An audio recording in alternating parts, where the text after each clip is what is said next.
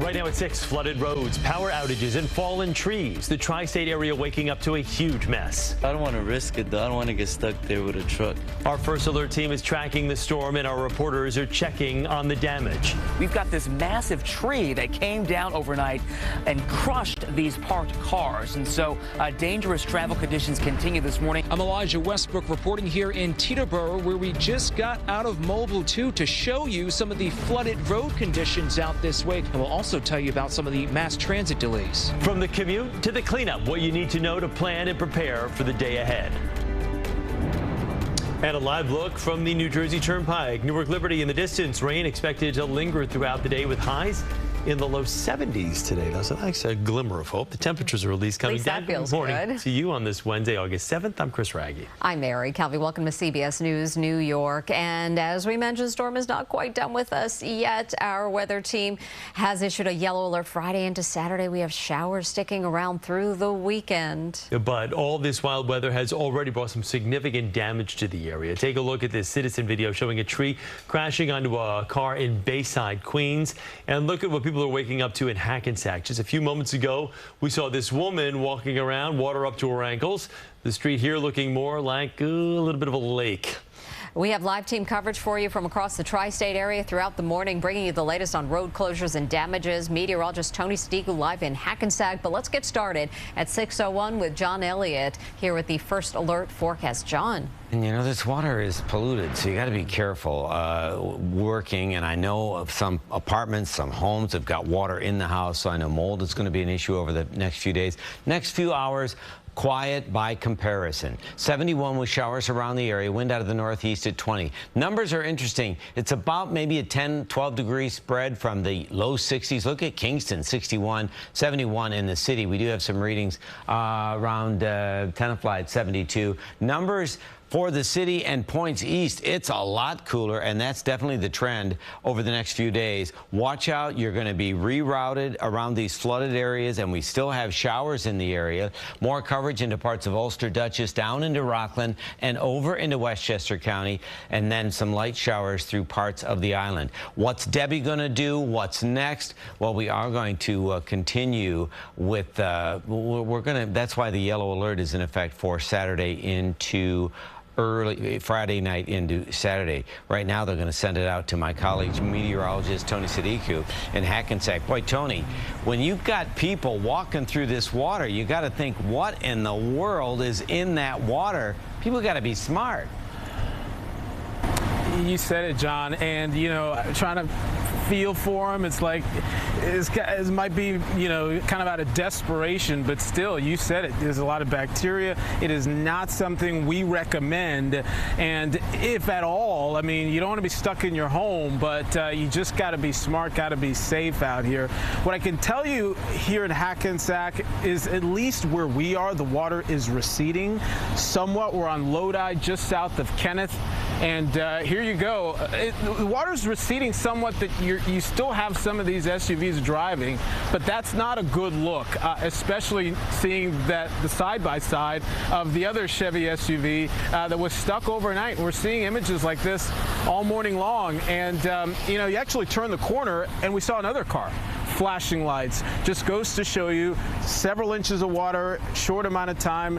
Right now we're starting to get a little bit of a stillness out here, but please, please, please be safe.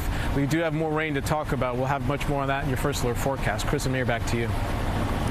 Tony, thank you. 6:03. We continue our team coverage with Elijah Westbrook in New Jersey. He is live in Teterboro, where we're hearing all lanes are closed right now. Elijah.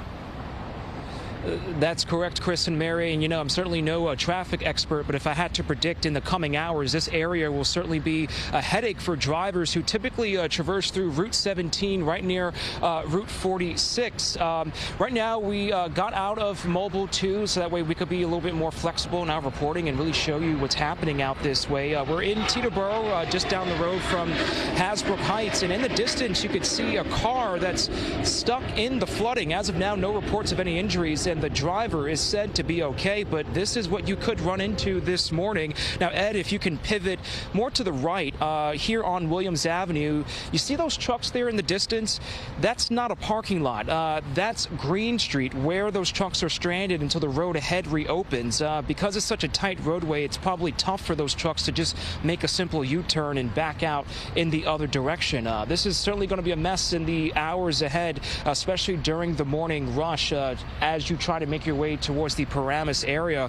For what I'm told, a lot of buses pass through this area, and this is a direct route into portions of northern Bergen County. Now, let's take you to some video of what you can expect once you drive in this direction. It's similar to what we showed you live. You can see widespread flooding and dangerous conditions. You see the road closed signs alerting drivers. Again, that's right here in Teterboro. Other video here in this area, about a mile away from where we're standing, shows the road conditions are certainly not great at this time. We know NJ Transit is being impacted by all of this, particularly the Morrison Essex line, which is currently suspended between Hackettstown and Summit. We're told downed trees came crashing down on overhead wires, so be sure to check your train status before heading out the door. One more live look on Route 17 near Route 46, that stranded car there in the distance. Chris and Mary, we're going to continue to stay here at this particular scene and keep you posted on how drivers are traveling through this area. In the meantime, let's send it back to you in studio. Okay, Elijah, thank you very much. And let's take a look at some of the storm damage across the city. Derek Waller is live in the Kingsbridge section of the Bronx, where they've been dealing with downed trees this morning. Derek.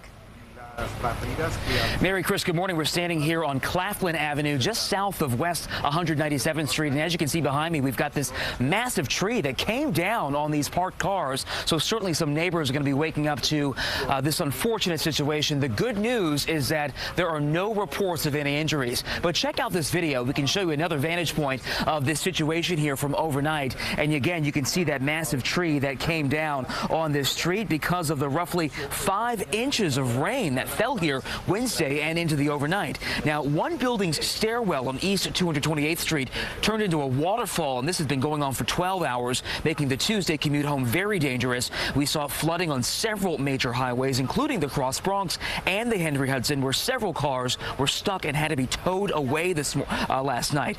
The worst of this really was on the major Deegan Expressway, backed up for miles, drivers stuck for hours due to that high water. And back out here live, and as the sun comes up, you can get a better view of this huge tree that came down. A lot of times these trees were unhealthy to begin with, and the water really pushed it over the edge. There continues to be a travel advisory this morning for all of New York City because of the potential threat for high water to continue this morning. Reporting live here in Kingsbridge, Derek Waller, CBS News, New York. Derek, thank you. 6:07, and some people are still dealing with power outages. JCP&L has more than 3,300 customers affected. PSEG New Jersey reports less than 200. Orange and Rockland only with 5. Con Ed showing nearly 600 customers experiencing issues. And on Long Island, almost 200 are without power.